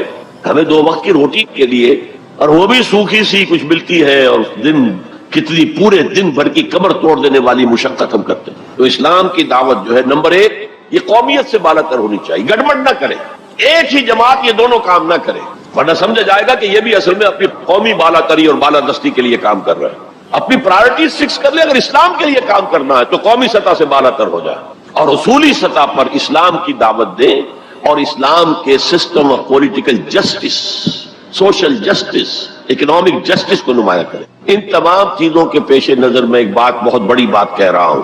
حضور کی ایک حدیث ہے، مجھے مشرق کی طرف سے ٹھنڈی ہوا آ رہی ہے. اقبال نے جب ترانہ ہندی لکھا تھا اس میں کوٹ کیا تھا، میرے عرب کو آئی ٹھنڈی ہوا جہاں سے، میرا وطن وہی ہے، میرا وطن وہی. کیا جب ہم بہرحال اپنی جگہ پر سمجھ رہے تھے، رب بھی ہے امید کہ کسی طرح اللہ ہمیں توفیق دے دے، پاکستان میں وہ نظام قائم کر دے جو پوری انسانیت کے لیے ایک مینارہ نور بن جائے. یہی باتیں اقبال نے کہی تھی، میں کوٹ کر چکا ہوں کہ ڈیسٹنی ہے، تقدیر مبرم ہے کہ ہندوستان کے شمال مغرب میں ایک آزاد مسلمان ریاست قائم ہوگی. اور اگر ایسا ہو گیا تو ہمیں موقع مل جائے گا کہ اسلام کے چہرے سے جو بدنما داغ اور دھبے دور ملوکیت میں پڑ گئے تھے انہیں ہٹا کر جاگیرداری آ گئی تھی، دور ملوکیت میں سرمایہ داری آ گئی تھی. ابلیس کی مجلس شورا میں ابلیس سے کہلوایا ہے اقبال نے، ابلیس کی زبان سے وہ اپنا پیغام دے رہا ہے. جانتا ہوں میں یہ امت حامل قرآن نہیں ہے، وہی سرمایہ داری بندہ ہے مومن کا دین. جانتا ہوں میں کہ مشرق کی اندھیری رات میں بے ید بیضا ہے پیران حرم کی آستین. لیکن ایک عجیب بات کہی ہے، عصر حاضر کے تقاضاؤں سے ہے لیکن یہ خوف. It's a demand of history. عصر حاضر کے تقاضاؤں سے ہے لیکن یہ خوف، ہو نہ جائے آشکارا شرع پیغمبر کہیں. عصر حاضر کے تقاضے سمجھ لیجئے. کیپٹلزم کے رد عمل میں کمیونزم پیدا ہوا تھا، اب کمیونزم مر گیا ہے، اب کیپٹلزم بغلے بجا رہا ہے. ثابت ہو گیا کہ ہمارا نظام liberal secular democracy and capitalism based on free market and interest and every thing, یہ بہترین نظام ہے، اس سے بہتر کوئی نظام نہیں ہے. دیکھ لو وہ مرا پڑا ہوا کمیونزم، اس کی قبر بن گئی ہے، جس پر کہ پھر ہنٹنگٹن نے کہا نہیں میرا بھائی، اسے غلطی لگ رہی ہے فوکویاما کو، ابھی کلیش آف سیویلائزیشنز ہونا ہے، ہوگا. بہرحال یہ جو نوید تھی کہ آئے گی ٹھنڈی ہوا، ایک خیال یہ ہے، اب بھی ہے، شاید حالات جس نہج پر جا رہے ہیں شاید پاکستان اور افغانستان مل کر وہ جگہ بن جائے کہ جہاں پر اسلام کا نظام پورا کا پورا دی پولیٹیکو سوشو اکنامک سسٹم نافذ کر دیا. فیکٹس آن دی گراؤنڈز کے اعتبار سے کوئی آثار نہیں ہے، لیکن there can be some divine, کوئی ایسا شکل پیدا ہو جائے اللہ کی طرف سے. میں اس سے مایوس نہیں ہوں، ابھی بالکل مایوس نہیں، اگرچہ تاحال ہم فیل ہو گئے اس میں. ہم تو وہی نظام جو اندیش چھوڑ کر گیا تھا جو کا تو لے کر جا رہے ہیں. آپ بہت بہتر اس سے رہے اس اعتبار سے کہ آپ نے جاگیرداری کو تو ختم کر دی. ہمارے ہاں تو جاگیردار مسلط ہے، جہاں جاگیردار مسلط ہوگا اور 70% آبادی جو ہے وہ دیہی ہے، گاؤں کی ہے، جاگیرداروں کے انگوٹھے تلے ہے، وہاں سیاست کیا ہوگی؟ سیاست جو ہے وہاں پر it's the musical chair game of the jagirdars and lords, اور کچھ بھی نہیں. بہرحال اللہ کرے کہ یہ اس بر عظیم سے، پاکستان بھی آخر اسی بر عظیم کا ایک حصہ تھا، بھارت اسی بر عظیم کا حصہ ہے، بنگلہ دیش اسی بر عظیم کا حصہ ہے. میں وہاں بھی گیا تھا تو میں نے کہا تھا کہ آپ یہاں نظام خلافت قائم کریں. وہاں خلافت اندولن ایک بڑی تحریک بھی اٹھی تھی. حافظ جی حضور کا نام آپ نے سنا ہوگا، بہت بڑے پیر تھے وہاں کے، جنہوں نے ایک موومنٹ شروع کی تھی کہ خلافت کا نظام قائم کیا جائے. لیکن یہ ہے کہ کیا عجب کہ ہندوستان کی قسمت میں ہوئی. شمس نوید عثمانی صاحب نے جو بات کہی ہے وہ قابل غور یقیناً ہے. اگرچہ مجھے پڑھے ہوئے اس کتاب کو بہت دن ہو گئے ہیں، لیکن مجھے امید ہے کہ جو بات میں کہنے چلا ہوں وہ ان کی طرف غلط منسوب نہیں ہوگی، لفظی طور پر کوئی غلطی ہو سکتی ہے. انہوں نے یہ لکھا تھا کہ امت مسلمہ کی قیادت پہلے ملی ہے سامی النسل لوگوں کو. یہ میں آپ کو بتا چکا ہوں. First rise of the Muslim امہ، then the first fall of the Muslim امہ، then the second rise of Muslim امہ، then the second fall of Muslim امہ. Just as the first rise of Bani Israel, and then the first fall, and then the second rise, and then the second fall. The first rise of the Muslim Ummah was under the leadership of the Arabs. Who are these Arabs? Sami, Semitic. اگرچہ Europe میں Semitic کا لفظ استعمال ہوتا ہے یہودیوں کے لیے صرف، وہ بھی سامی ہے، عرب بھی سامی النسل ہے. جب صلح کرائی تھی اور بغل گیر کروایا تھا کلنٹن نے شاہ حسین کو، اور اس وقت شامیر تھا یا کون تھا جو بھی وزیر تھا اس کا اسرائیل کا، بغل گیر ہو گئے، تو اس نے کہا تھا یو آر کزنس، بھائی تم ایک ہی باپ کے بیٹے ہو نا. یہ عرب اسماعیل کے بیٹے ہیں، ان کی اولاد ہے، اور جو جیوز ہیں وہ حضرت اسحاق کی اولاد ہے. حضرت اسحاق کے بیٹے حضرت یعقوب، ان کے 12 بیٹے، ان سے 12 نسلیں، 12 قبیلے جو ہیں بنی اسرائیل کے. تو یو آر کزنس. تو سامی النسل، پہلی قیادت سامی، حضرت سام، یہ بیٹے تھے حضرت نوح کے. Second rise of the Muslim Ummah was under the leadership of the Turks. They are the progeny of Yafis, Yafis علیہ السلام. انہی کے بیٹوں میں گوگ اور میگوگ کا نام بھی آیا ہے تورات میں، جوج اور ماجوج. وہ اصل میں سینٹرل ایشیا کے ماؤنٹینز کو کراس کر کے وہ شمالی جو میدان چلتا ہے رشیا وغیرہ کا، اور پھر نیچے وہ منگولیا اور چائنا کے ساتھ، اور ادھر ویسٹ میں پھر وہ اسکینڈینیوین کنٹریز سے ہو کر ادھر سے اتر کر لوگ جو آئے ہیں اینگلو سیکسنز، انگلستان میں آئے ہیں یا اور یورپ کے حصے میں آئے ہیں، یہ سب نسل ہے یافس کی. تیسری نسل ہے حام کی، اس میں یہ انڈو گریک اینڈ ایرانی ایرینز، سب سے بڑی تعداد ان ایرینز کی کہاں ہے؟ یہ حام کی نسل سے ہے. اور شمس نوید عثمانی نے لکھا تھا کہ اب جو اسلام کی اور امت مسلمہ کی قیادت ہے وہ حام کی نسل کو منتقل ہوگی. دی تھرڈ رائز آف اسلام، جس پر میں حدیثیں آپ کو سنا چکا ہوں، ہونا ہے، وہ تقدیر مبرم ہے، پوری دنیا پر اسلام کا غلبہ ہو کر رہے گا.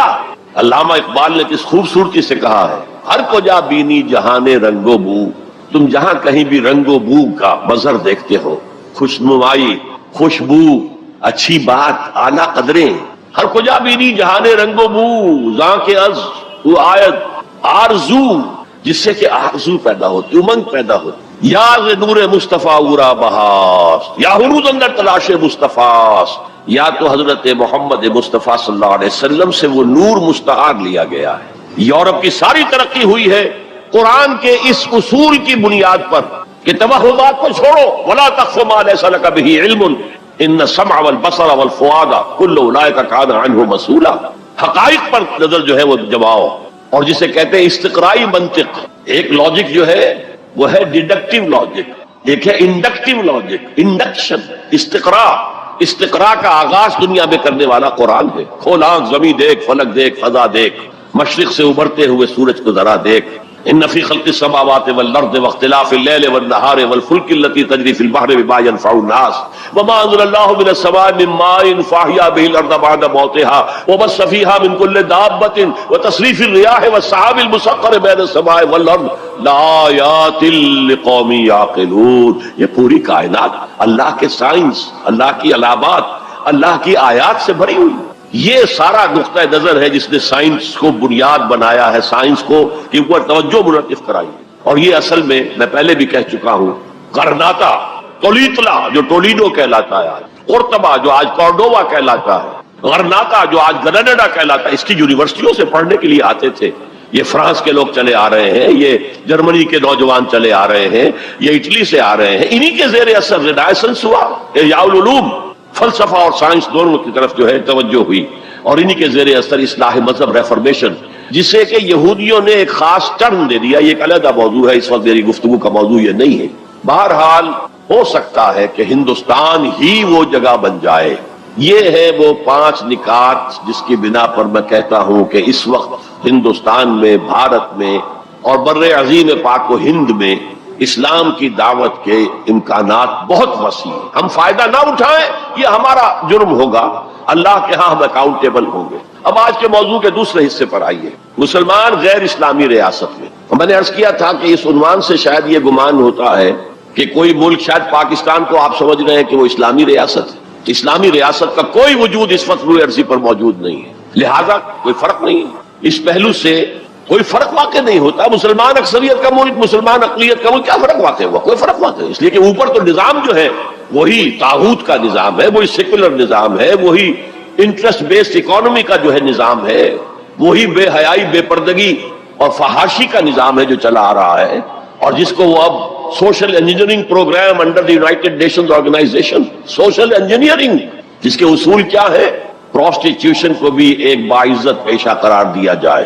ان کے لیے نام جو ہے کوائن کیا گیا سیکس ورکرز. ہومو سیکسولیٹی کو بھی ایک نارمل اورینٹیشن قرار دیا جائے. نارمل ہے، نارمل نہیں ہے. Nobody should object to it. عورت اور مرد بالکل برابر ہوں، شادی کے قوانین کے ضمن میں بھی اور ہر اعتبار سے برابر، وراثت میں بھی برابر. اور عورت اگر گھر کا کام کرے تو ویج طلب کر سکتی ہے مرد سے، شوہر سے. اور اگر وہ حمل کی سختیاں برداشت کرے اور وضع حمل کی تکلیف برداشت کرے، اس پر بھی وہ معاوضہ مانگ سکتی ہے شوہر سے. اس طرح کی چیزیں سوشل انجینئرنگ پروگرام. معاشرے کا تیا پانچا ہو گیا ان کے ہاں. فیملی لائف کے ٹکڑے ہو گئے، بکھر گئی فیملی لائف، ہے ہی نہیں. شادی کا بندھن نہیں. We are living together, that's all. We are not married. بچے بھی ہو رہے ہیں but we are not married. اس لیے کہ وہ میرج کے قوانین ایسے بنا دیے گئے کہ مرد اس کو گوارا کرنے کو تیار نہیں. آپ نے کسی سے میرج کی اور کچھ دنوں کے بعد آپ کی اس کے ساتھ لیبری طلاق دیں گے، آدھی پوری پراپرٹی، پورا اپنا سرمایہ آدھا دینا پڑے گا. کون مرد اس کے لیے تیار ہو؟ خامخواہ قائب ہے. عورت کو تو مرد کی ضرورت ہے کہ نہیں ہے؟ وہ رہے گی میرے ساتھ. We are living together, we are not married. یہ ہے جو اقبال نے بات کہی تھی، وہ 100% پوری ہو چکی ہے. تہذیب ختم ہو چکی ہے، تہذیب سنڈاس بن چکی ہے.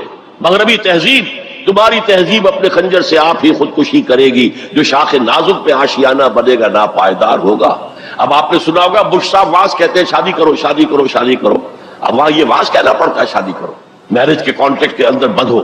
بہرحال اس وقت کا سارا عالم انسانی بشمول عالم اسلامی کے طاغوت کی گرفت میں ہے. اور یہ طاغوت اصل میں دجالیت، دجل فریب کو کہتے ہیں. اللہ کی ذات کے اوپر اس کائنات کا پردہ آ گیا ہے. ہم اس کائنات کو پوج رہے ہیں، کائنات کو پڑھ رہے ہیں، سیکھ رہے ہیں، سمجھ رہے ہیں، خدا کو بھول گئے. حیات اخروی پر حیات دنیاوی نے پردہ ڈال دیا ہے. دجل اصل زندگی وہ ہے، اسے بھول گئے ہیں اور اس زندگی میں مگن ہے، گم ہے. کافر کی یہ پہچان کے آفاق میں گم ہے اور مومن کی یہ پہچان کے گم اس میں ہے آفاق. یہ سارا نظام دجالیت کا نظام ہے اور پورے عالم اسلام پر یہ حاوی ہے، مسلط ہے. کوئی ایک ملک بھی اس سے بچا ہوا نہیں. اس پس منظر میں دیکھیے، اسلام ایک اصولی انقلابی دعوت ہے. بدلو اس نظام کو، بدلو اس نظام کو. یہ جتنا کام مشکل پاکستان میں اتنا ہی یہاں ہے. کیا فرق ہے؟ 57 سال ہو گئے ہمیں. جو ملک لیا تھا اسلام اسلام اسلام اسلام کی رٹ لگا کر، وہ کہاں اسلام لایا؟ مسجدیں عالی شان بنا دی ہیں، ٹھیک ہے، لیکن اس کے علاوہ کیا؟ کہاں اسلام؟ کہاں اسلام کا سیاسی نظام؟ کہاں اسلام کا معاشی نظام؟ کہاں اسلام کا معاشرتی نظام؟ مخلوط معاشرہ ہے. صدر ضیاء الحق نے جب PIA کو ڈرائی کیا، شراب اس میں سرو کرنی بند کر دی. ورنہ پہلے انٹرنیشنل فلائٹس میں شراب سرو ہو جاتی، لیکن اس نے بند کی. میں نے کہا، اور میں اس زمانے میں ان سے کچھ قریب تھا، میں نے کہا آپ نے بڑا اچھا کام کیا. دنیا تو یہی کہے گی کہ دقیانوسی آدمی ہے، یہ کیا کر رہا ہے. لیکن میں نے کہا آپ نے ایک چیز جو حرام ہے وہ تو بند کر دی ہے. دوسری چیز یہ ایئر ہاسٹسز جو جاتی ہیں، یہ کون سی شریعت کی روح سے جائز ہے؟ آپ حج پر نہیں جانے دیتے مسلمان عورت کو محرم کے بغیر. حالانکہ عام طور پر ادھیڑ عمر کی عورتیں، بڑی عمر کی عورتیں جاتی ہیں حج کے لیے، محرم کے بغیر نہیں جائے گی، نہ عمرے پر جائے گی. اور یہ جوان لڑکیاں جو جا رہی ہیں، ان میں کے ساتھ کون سا محرم ہوتا ہے؟ چپ خاموش، کوئی جواب نہیں. میں نے کہا کیا کھانے اور ناشتے کی ٹرے جو ہے وہ مرد نہیں رکھ سکتے آگے؟ یہ ہے ہمارا طرز عمل. اسلام کی کوئی ایک چیز قبول، سر پر، سر آنکھوں پر، اور دوسری چیز جو ہے پاؤں تلے رون دی جائے، جس کی سزا ہمیں مل رہی ہے. الا خزي في الحیات الدنیا ویوم القیامت یردون الى اشد العذاب. تو اب میں نے عرض کیا، کوئی ملک ہو، اقلیت میں مسلمان ہو، اکثریت میں ہو، کوئی فرق واقع نہیں ہوتا. ہر جگہ پر اسلام کو ایک اصولی انقلابی دعوت کی حیثیت سے پیش کیا جائے. نمبر 3، اکثریت اقلیت کا مسئلہ تو اس سے حل ہوتا ہے کہ ہمارے لیے اسوہ کامل ہے محمد رسول اللہ کی ذات مبارکہ. وہ تو اکیلے تھے جب انہوں نے کام شروع کیا تھا. آپ کی اہلیہ حضرت خدیجہ رضی اللہ تعالی عنہ، آپ کے دوست پرانے ابو بکر رضی اللہ تعالی عنہ، آپ کے چچا بھائی جو آپ ہی کے زیر تربیت تھے وہی رہ رہے تھے. چونکہ ان کے والد ابو طالب بہت غریب تھے، لہذا حضور نے انہیں اپنے پاس رکھا ہوا تھا ان کے اوپر سے بوجھ کم کرنے. اور آپ کا وہ بیٹا، منہ بولا بیٹا جو غلام تھا، اسے آزاد کر کے بیٹا بنا لیا. یہ 4 تھے. 1 + 4 5. اور 10 سال کی محنت شاقہ، دن رات کی محنت. اور یہ محنت کرنے والا کون؟ محمد صلی اللہ علیہ وسلم، جس کے کردار کے اوپر کہیں کوئی چھینٹ بھی نہیں ہے، داغ دھبا تو بڑی بات ہوتی ہے. بمشکل 100-125 آدمی ساتھ آئے تھے. تو آپ اس اسوے پر چلیں، آپ کو 100 بھی نہ ملے کوئی پرواہ نہیں. کیا جب کس وقت اللہ تعالیٰ دھارے کا رخ موڑ دے، لوگوں کی توجہ ہو جائے. لیکن اصول وہی ہو. دعوت وہی ہو. اور نمبر 3 میتھڈالوجی وہی ہو. Don't borrow the methodologies from the movements of this era. جمہوریت کے ذریعے سے کچھ ہو جائے اور کوئی دہشت گردی کے ذریعے سے کہیں اسلام آ جائے. These are not the methodologies of Muhammad صلی اللہ علیہ وسلم. الیکشن میں حصہ لینے سے سوال ہی پیدا نہیں ہوتا. الیکشنز ہوتے ہیں کسی نظام کو چلانے کے لیے, نہ کہ کسی نظام کو بدلنے کے لیے. اگر امریکہ میں کمیونسٹ ہو اور ہیں, اب بھی ہیں, تو کیا وہ الیکشن لڑیں گے؟ وہ تو انقلاب برپا کریں گے, کلاس کانشسنس پیدا کریں گے, ہیوز اور ہیو ناٹس کے درمیان ایک مغایرت پیدا کریں گے, پھر وہ ہیو ناٹس کو آرگنائز کریں گے, اور اگر آرگنائزیشن مضبوط ہو جائے تو سم ہاؤ اور دی ادر بائی ہک اور by crook they will change the system. انتخابات کے ذریعے سے سسٹم چینج نہیں ہوتا. تو میتھڈالوجی آف محمد صلی اللہ علیہ وسلم, that is the must, we have to follow it. اس میں کس حد تک کامیابی ہو, حضور صلی اللہ علیہ وسلم ایک لائف سپین میں آپ نے سارا کام کر دیا. 10 برس میں تو بمشکل 125 آدمی ہاتھ آیا تھا, اور اگلے 10 برس میں ٹوٹل ریولوشن کمپلیٹ ہو گیا. آئندہ یہ کبھی نہیں ہو سکے گا. May be we have to take generations, 3-4 generation میں جا کر بات پوری ہو, لیکن میتھڈالوجی وہی رہے گی. ٹائم فیکٹر جو ہے وہ بڑھ جائے گا. اور یہ عمل یقیناً کافی عرصے سے شروع ہو چکا ہے. وہ احساس میں آپ کے سامنے رکھ چکا ہوں. وہ احساس اب امت مسلمہ میں بڑے وسیع پیمانے پر ہے کہ اسلام صرف مذہب نہیں, دین ہے. دین اپنا غلبہ چاہتا ہے. دین تو ہوتا ہی دین تب ہے جب کہ وہ غالب ہو. دین مغلوب ہو گیا تو مذہب ہو گیا. اس اعتبار سے یہ احساس اب کافی بڑے حلقے کے اندر موجود ہے.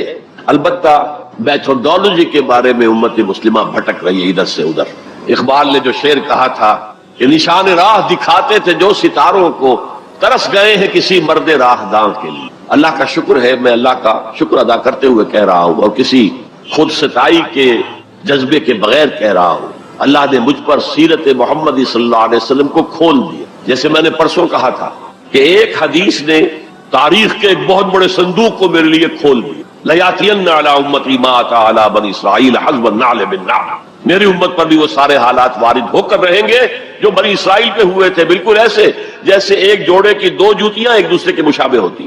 اسی طرح اللہ تعالیٰ نے سیرت النبی کو مجھ پر کھولا. میں نے اس کا انالیسس کیا, تجزیہ کیا, اور اس سے انفر کیا ہے, اور چیلنج کرتا ہوں. The process of a true revolution can be deduced, can be inferred only from the سیرہ آف محمد صلی اللہ علیہ وسلم. اس کی وجہ کیا ہے؟ تاریخ انسانی کے باقی سارے انقلاب جزوی تھے. فرینچ ریولوشن میں صرف سیاسی نظام بدلا اور کچھ بھی نہیں بدلا. عقائد وہی رہے, اخلاق وہی رہے, معاشی نظام وہی رہا جو پہلے تھا, صرف سیاسی نظام بدلا. بولشوک ریولوشن میں معاشی